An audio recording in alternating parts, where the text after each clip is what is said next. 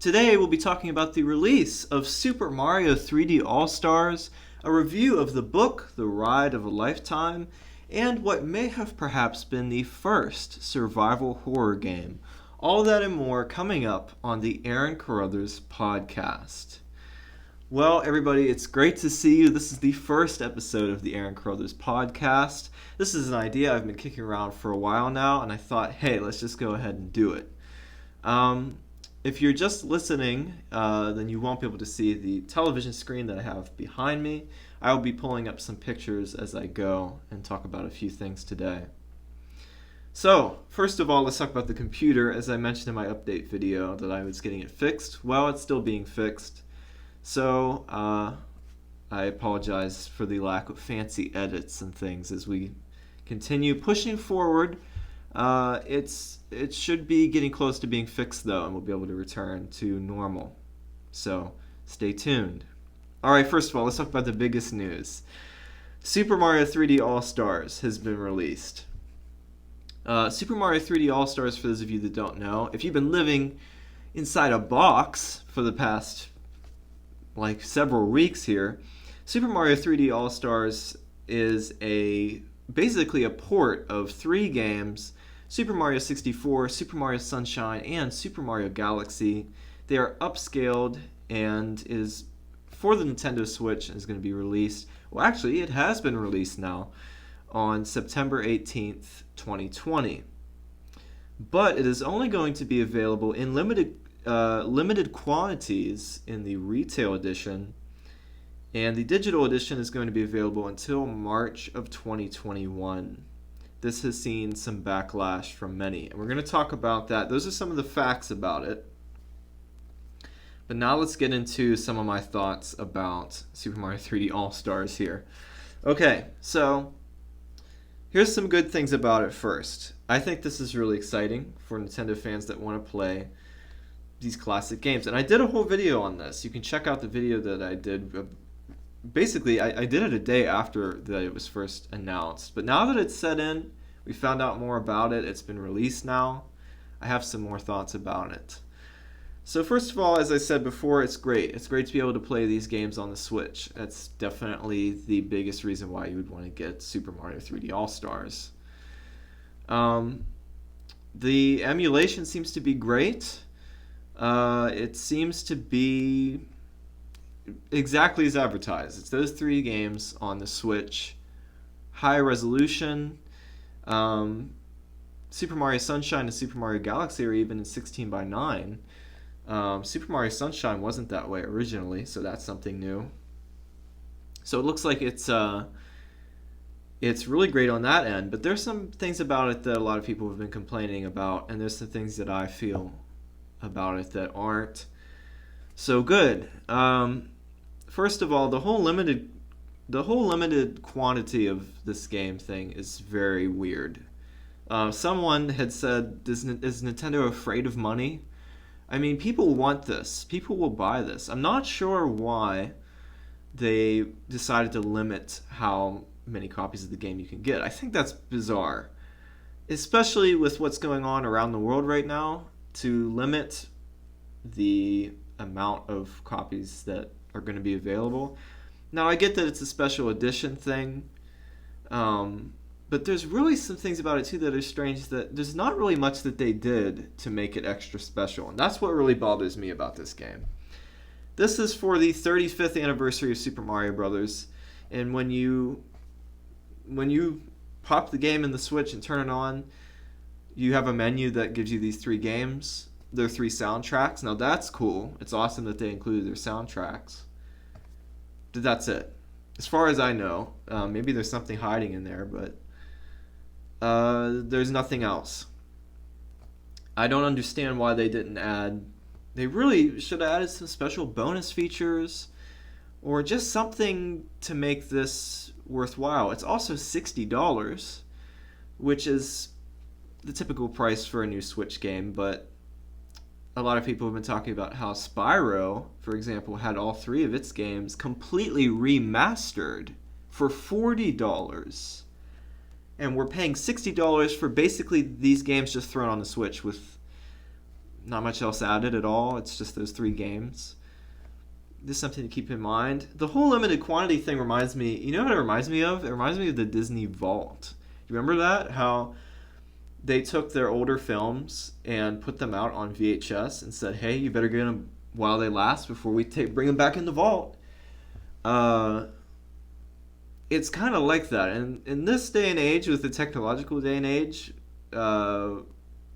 with the ability to download this too as a digital download, to limit that is bizarre, because it's just strange that they decided to do that.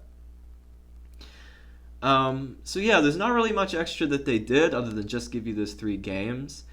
There's probably some minor little nitpicks about the games themselves, the versions that they are, and so on and so forth. I won't get into that today.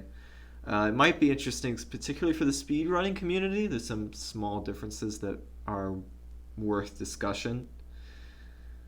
But that's basically it. I saw a comment on a YouTube video that I thought summed it up pretty well, and I'll paraphrase it a bit. Nintendo did the bare minimum amount of work. They're selling it as a full-priced game, and they're creating an artificial urgency to get it.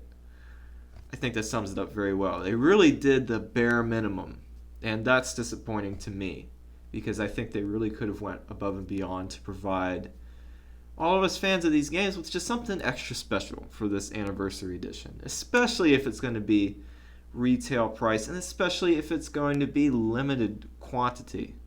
There needs to be something special to it. Even when you open up the game, they haven't been doing instruction manuals anyway, but there's nothing special to it other than it's just a regular Switch game. I mean, it's got a nice sleeve in the case, but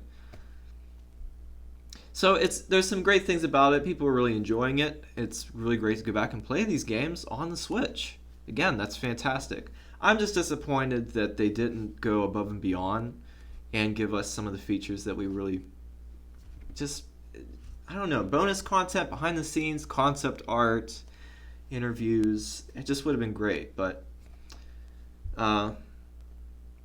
it's good and it's bad. So those are my thoughts on Super Mario 3D All-Stars, but it's really cool to see people playing these games again. Lots of people have been excited about this. And get your copy now before it disappears if you really want to collect this game. Alright, now let's talk about, speaking of games, you know what's really popular, that's been really popular for a while now? Horror games, specifically horror indie games, and almost I think it's too popular. If you go to like itch.io and scroll through indie games, you get horror. You get a lot of PlayStation 1 style games, which I think is really cool. I think it was Puppet Combo that started that trend, but now everybody's doing it, and it's kind of getting like, we've seen all this before. But horror games are always really popular. They're popular to make as well as to play. But what are some early examples? And there's one that I want to talk about today that is possibly the first survival horror game. This is a game called 3D Monster Maze. This was released in 1981, and it was one of the first 3D games for the home computer. Probably not the first, but one of the first. And it was also one of the first games to incorporate elements of the survival horror genre. It's not technically a survival horror game, but its main element, being chased by a T-Rex down a maze, that is survival horror, really. You're trying to survive, and it's quite scary. So, it's a very primitive game, obviously being 1981. But it's still pretty darn scary to this day. I remember I was watching a gameplay video of it, and when I saw this fellow here, this T-Rex, if you're watching the video, you can see him on the screen. When he pops up, it's quite scary, just because you're not expecting it. The game opens with, there's this guy from the circus. He might be a clown, and he basically invites you to see this amazing T-Rex in his lair. You gotta come see the amazing T-Rex. And then it does this thing that reminds me so much of Five Nights at Freddy's, where he says, we're not responsible for any injury or anything that happens to you while you're in the T-Rex's lair. But come check it out. And then he just kind of tips his hat and wishes you good luck. And then you wait around 30 seconds on a black screen, which that's unsettling. just sitting there looking at a black void for a long, long time. It's not intentional. It's a technological thing with the game loading, but it is eerie. And then you're dropped into this maze, and the whole game is in black and white. The maze has like these bright walls. And you're just walking around this maze, and you can't hear anything. There's no sound to this game. This is how primitive this game is. But I think that actually makes it even creepier, because all that you can know about the T-Rex in this maze is what is said below. It will tell you what the T-Rex is doing. Rex lies in wait. He is hunting for you. Footsteps approaching. Rex has seen you. Run, he's beside you. Run, he's behind you. Most of the time you can't see him, and you can only follow that text. And that text is eerie to read. And it's really scary to be, just on a psychological level, as you're walking down this maze, not really sure of where this thing is, that it is hunting you, and to see, where it is and what it's doing. I believe it's possible to actually escape the maze, but most of the time you're eventually going to walk down a hallway, and all of a sudden you're going to see this fella right there waiting for you. And when he gets you, you are sentenced to roam the maze forever. And he basically, you see his teeth, and I guess he ate you. I don't know, it's quite, especially for the time, it was quite frightening. And even though it's quite primitive, I still think that it's scary to this day, just on the level of, you don't know where he is. And if you are, nervously anticipating running into him, it's quite scary. And you can actually, even when running into him, you can turn around and run away. So it is possible to beat the game, but you're going to run into him quite often. 3D Monster Maze. Possibly one of the first survival horror games. And I love this kind of stuff. I love these retro games that are very primitive, but you can see the artistry in it. You can see the brilliance in the game's code and how it works. It's really amazing. And also, here is the box art for the game. It's kind of scary. And it's interesting, too. And this is another thing that I want to talk about today, about box art. Particularly with the Atari era. Do you remember these old video game box arts? Now, this one does represent the game pretty well. But if you look at the Atari games, they really paint this elaborate picture, but don't deliver on it when you actually put the game in the system. Like, check this out. This is the cover for Adventure, Atari Adventure. Look at that. There's a dragon. There's a castle. I think you can see like some little elf creatures in this maze, and I see a crown. I see like knights in the distance. This was the way these were on the shelf. You'd see this on the shelf, you'd be like, oh, that's awesome. I want to get that game. I want to try that out. Then you put the game in your Atari system, and this is what you get.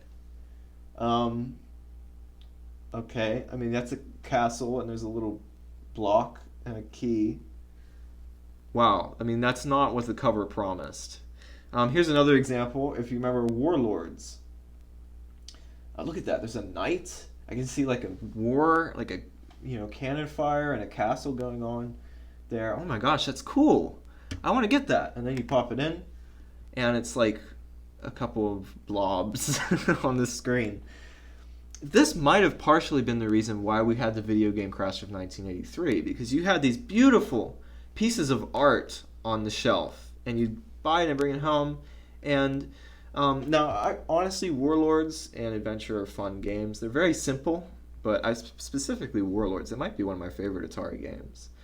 But as time went on, the art would get really beautiful, and then the games would be really primitive and really cheaply made in some cases. And people weren't getting what they were promised on the box. Well, Nintendo learned this lesson when they came out with the NES, and they did something that was really smart. Rather than paint these beautiful pictures and not deliver on them, they actually used the actual sprites in the game. They used the in-game pixel art to make the covers, so that when you put the game in the system, well, you got what you were expecting when you looked at it. I think that might have been part of what made them stand out a little bit. Now, granted, there's a lot more than that, but I think that it is maybe just a small part of what helped, bring video games back, making the box art a bit more accurate to what's actually in the game. Now, one thing that is cool about box art now over time is it's gotten better as technology has gotten better. So now, as the games themselves have become more elaborate and more visually interesting, the box art can go back to being more and more elaborate too. And now, you can basically match them up. You can just take a screenshot from the game and put it on the cover, and it looks beautiful on your wall and in the store, and the game looks just as beautiful. Although now, interestingly, I feel like a lot of box art has gotten kind of boring and bland. Similar to how I feel that a lot of movie posters have done the same thing. There's always the action hero with like the bold text of the name. There's a lot of cliches, I guess you could say, in both box art and movie posters. But I love the ones that stand out. I think that, for example, The Legend of Zelda Breath of the Wild is a fantastic cover for a game that really just stands out. And I love those older covers, although they are, older technology and don't stand up the same way as other ones do today. I do love the old CG computer-generated characters that they did in like the 90s with, Croc or Frogger or Conker or things like that, where they had this sort of old CG look. I really love that aesthetic. Maybe just because I'm a computer animation nerd, but yeah, I always thought that was cool.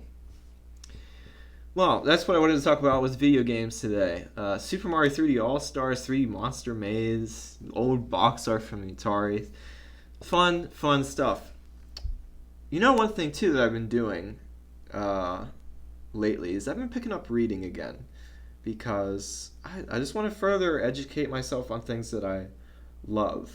And I love animation. I love computer animation. And I just love that creativity that just surrounds that. And I like getting, I've been starting to collect some art books, some film art books. I have a great book called The Art of Zootopia that is just it's some great concept art in there that was never even put in the movie. I think they're really fun to collect. Maybe I'll show some of that in future podcasts or videos. But one book that I've been reading that I wanted to talk about today. Now, let me just start by saying I am in no way affiliated with any of the companies they talk about today, or this is not a sponsor. This is just my honest opinions and thoughts on this book. And I'd actually recommend this book to you because this was a really good one. I want to talk about The Ride of a Lifetime, Lessons Learned from 15 Years as CEO of the Walt Disney Company by Robert Iger. Good old Bob Iger. This book, when this first came out, I was really intrigued because I wanted to know, what on earth is it like being a CEO of Disney? What is that like? And I've always followed the company very closely. I both admire it, but I'm also quite critical of it for just certain things that have happened. I wanted to know, from the CEO himself, what happened? What is it like? What kind of challenges do you face? Really, really interesting read. There's a lot about this book that I think is really cool. Bob Iger, he started from the bottom at ABC. In 1974, he was the studio supervisor for ABC Television. And then he worked his way up, and in 1989, he was named head of ABC Entertainment and served as the president of the ABC network. So it's just an interesting story of how he started just getting into television and build up. And then what's interesting is he then, in 1994, he was named President and Chief Operating Officer of ABC's corporate parent, Capital Cities /ABC. And then in 1996, this is what's really cool. It's just the events and just the timing of everything. Disney comes in 1996 and buys Capital Cities and ABC.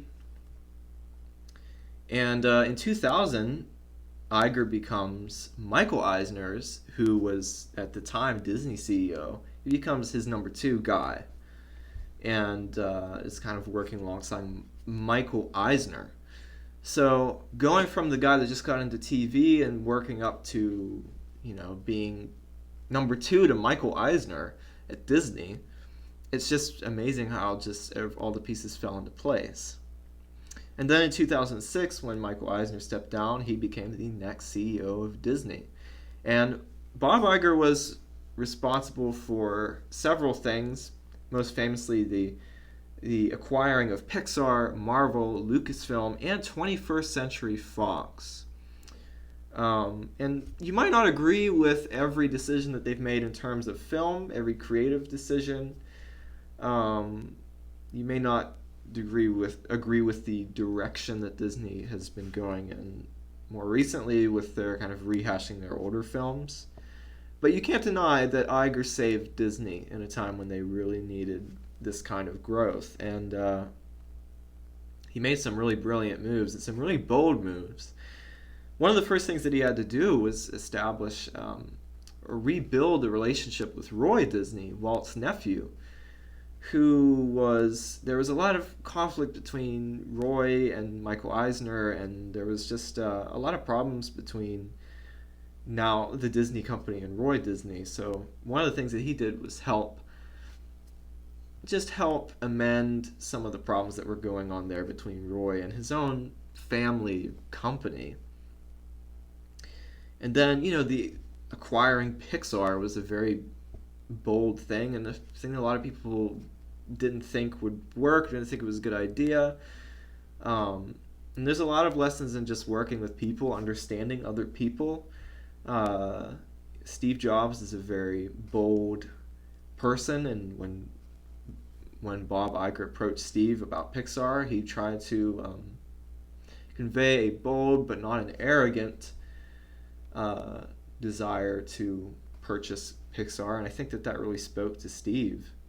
And then with Marvel, the big thing too with all of these was respecting their individual companies as well, respecting how they run their businesses, how that Pixar runs creatively, how Marvel does, how Lucasfilm does.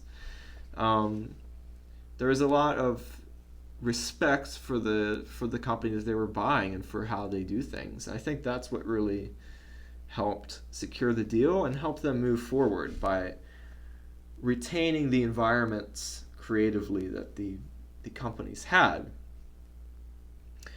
There was some interesting things, particularly with him and George Lucas too, that they made contractual agreements, but I don't think George Lucas was too happy with the fact that they didn't quite follow George's ideas, although they weren't contractually obligated to. I think he kind of hoped that they would, and there is some tension there. It's kind of interesting. A lot of people brought that up when the book first came out.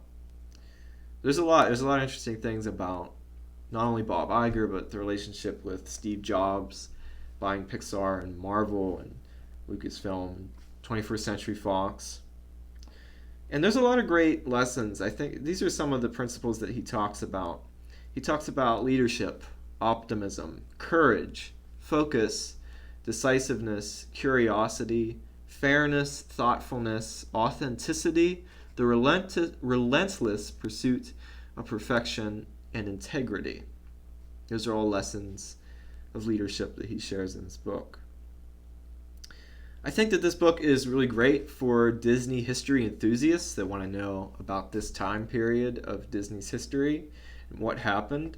It's also great for those who are striving to become leaders, even if just in small everyday things. I think there's a lot of really great lessons in understanding the responsibility, the principles, and the character that it takes to be a leader, especially of such a massive company with so many eyes on that.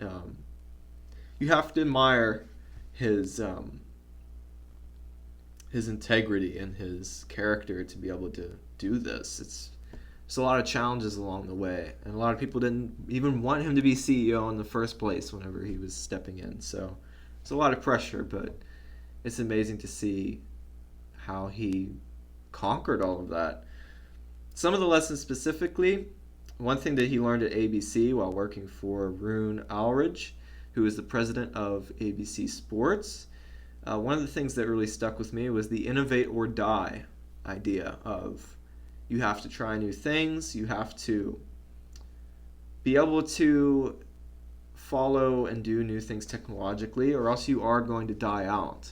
And that's not to ignore the traditions or the special things that have been there for a long time in the company, but you do have to do new things as well, and you do have to try new things. And that's what I've found to be true as well. You have to branch out. We're kind of doing that today. We're kind of innovating a little bit today. So that's an important principle creatively, especially. Don't accept mediocrity is another one. Do what you can to make it better if it's not good enough. Or don't even accept, it's good enough. Try to make it the best that you can, and don't accept any less than your best. That's what he also meant by that pursuit of perfection. It's not necessarily being perfectionistic about everything, but it is about not accepting, trying to do your best on these projects. Being decisive is really important too. It's very easy to be indecisive about things, but there's big decisions that you have to make, sometimes on the fly, like in that moment. So being able to focus and be decisive is very important. And then I like this one a lot too. Don't just present problems, provide possible solutions. And I think he talks about too with problems, seeing them as something to solve, not as something that's going to crush you or keep you down. You might have challenges. You're definitely going to have challenges come your way. You're going to have problems, but find the possible solutions. I think keeping positive and optimistic in that way is really important, especially for the morale of a company. And don't let your ego get in the way. There's a lot of criticism. A lot of people do blame Bob Iger, like, Bob Iger ruined Star Wars, or Bob Iger did this and that. There's so much that goes into the creative process. It's not all Bob. And again, you might not agree with every decision that was made from a business standpoint or from a creative standpoint, but there's a lot of really positive things that Bob Iger did at the same time. And it's hard. It's hard to deal with that kind of criticism. So not letting your ego get in the way, not letting those things hurt you to the point where, it affects how you act, I think was really a great lesson to learn. So that's the ride of a lifetime. Those are some things that are really great in that book. Again, if you want to learn about Disney's history in that time, if you want to learn some leadership skills, some advice that he gives, it's very entertaining. It's not like a typical business book. It's very, he's telling you a story. He's making it very entertaining, and I really love that about this book. So I would highly recommend this to you if you're interested in that. And I really enjoyed it. It's a great book. Now, I have one more question that I want to ask today as we're talking about Disney. This is a question that lots of people have discussed this, and I want to say something about this specifically. Would Walt Disney have hated 3D animation? Now, we can't truly know the answer because Walt's not alive, and we can't hear from him, and we can't see, what exactly he would have done when 3D animation stepped in. But I do have some thoughts on it based on who Walt was. But this question will be answered over on Patreon. So if you want to hear the answer to this question, visit patreon.com/Aaron Carothers.